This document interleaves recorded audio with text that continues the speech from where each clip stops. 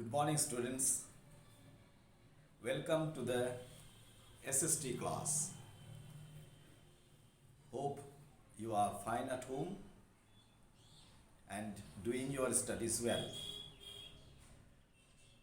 Today, I would like to discuss with you in this video about Gautama Buddha, the founder of Buddhism. Gautama Buddha was Siddhartha Gautama as his original name. He lived and taught in India about 2500 years ago. Buddha explained that all our problems and sufferings arise from the confused and negative state of mind. That means our mindset, our thinking, our ideas about our knowledge, all these are negative. So when our mind is set right, then our speech also sets right.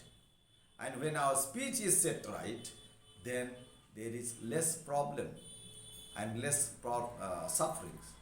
And therefore, keep your mind in a positive state of mind. Always positive state.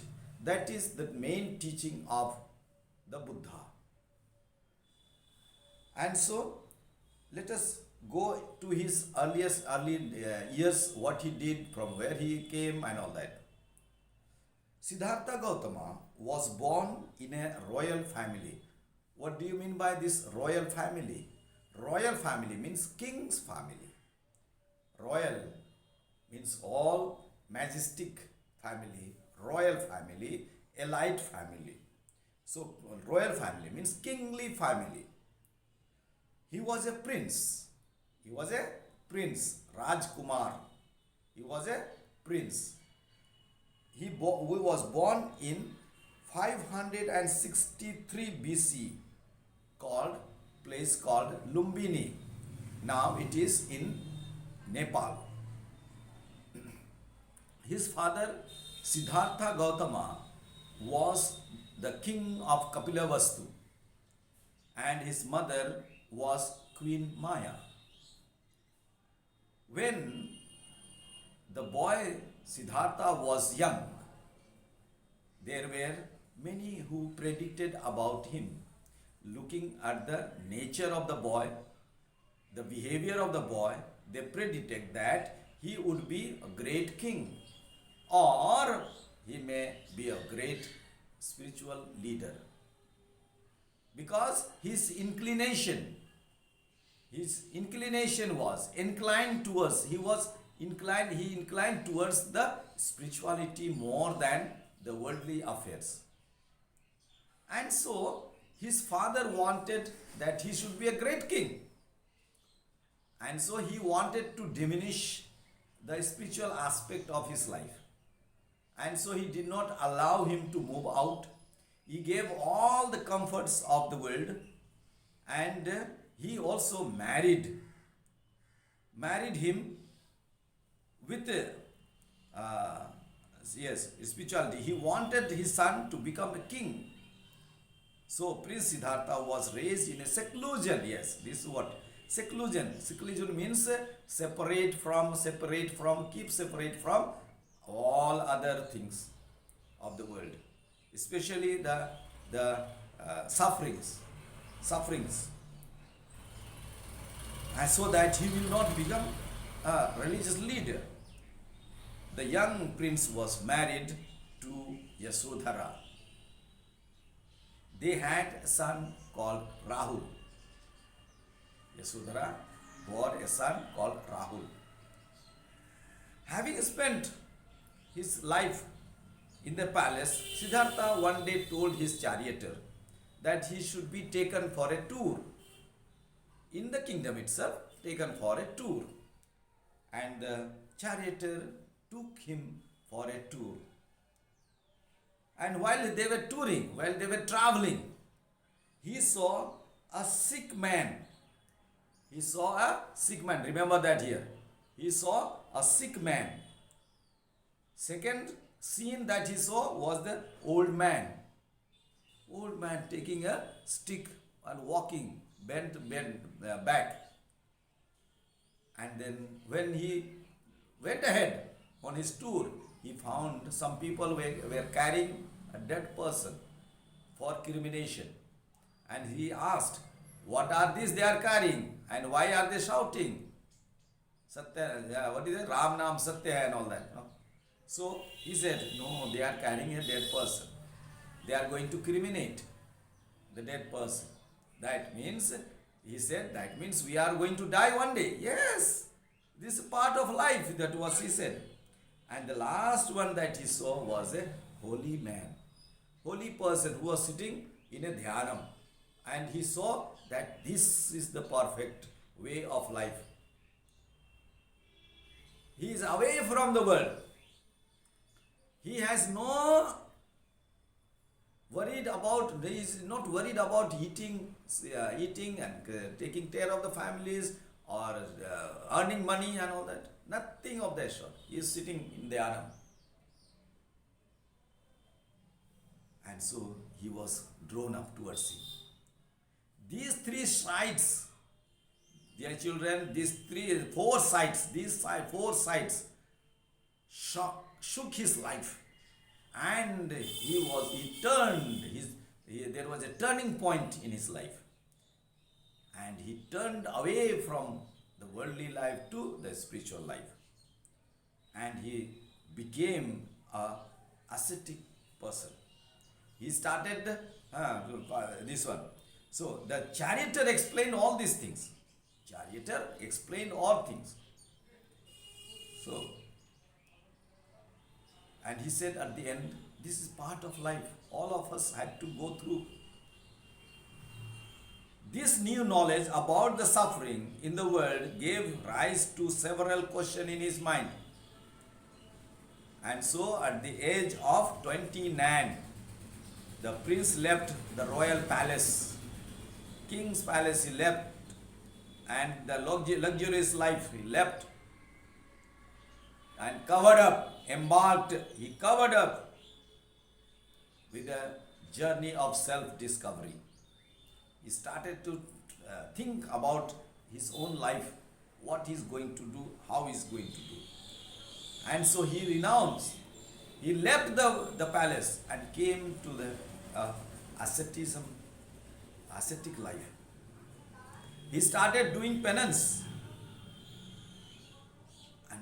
And he did, for how long he did penance? 6 years. But then he did not get any solution. He did not get enlightenment. And so he said, he came to the conclusion, punishing the body is not the solution. Solution is, he said, he sat under the peepal tree and at Bodh Gaya, underline this, Bodh Gaya. He sat and meditated for 49 days. For 49 days he meditated about the life and life after. At the end of this period, true light dawned on him. He became enlightened. He came to know what is truth. What is truth? After this, he is known as the Buddha. He became the Buddha. Buddha means a person who is enlightened one. Enlightened one. That means he has received the light of knowledge from God. That is it. Of truth, life, and afterlife. And so after that he started giving sermon. What he got from from the Supreme Being, what he got and told to the people. And that is known as sermon. That he gave first sermon, first audience. He appeared to the audience in Sarnath. And gave the sermon. What is sermon? Is a holy speech on a religion or on a spiritual matter.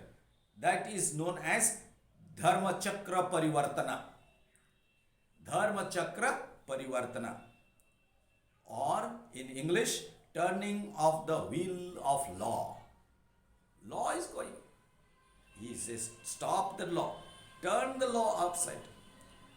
He preached for 45 years to spread the teaching and attain nirvana at the age of 80. He attained nirvana. He became one with God. That is the true peace and happiness that we get when we die. If our karma is good, our work is good, then we will get. Otherwise, no. Next thing that he also taught, what is the teachings of Buddha? What is the teachings of Buddha? What did he teach? He taught the middle path. Buddha taught the middle path, not to be extreme. He chose and preached for the middle path. So he gave 4 noble truths. What are the 4 noble truths? The world is full of suffering. There is cause for every suffering. In order to overcome suffering, one must give up desire, no wish. Everything leave at the hands of the God. To remove desire, this wish, what you have to follow? You have to follow the eightfold path. What are the eightfold path?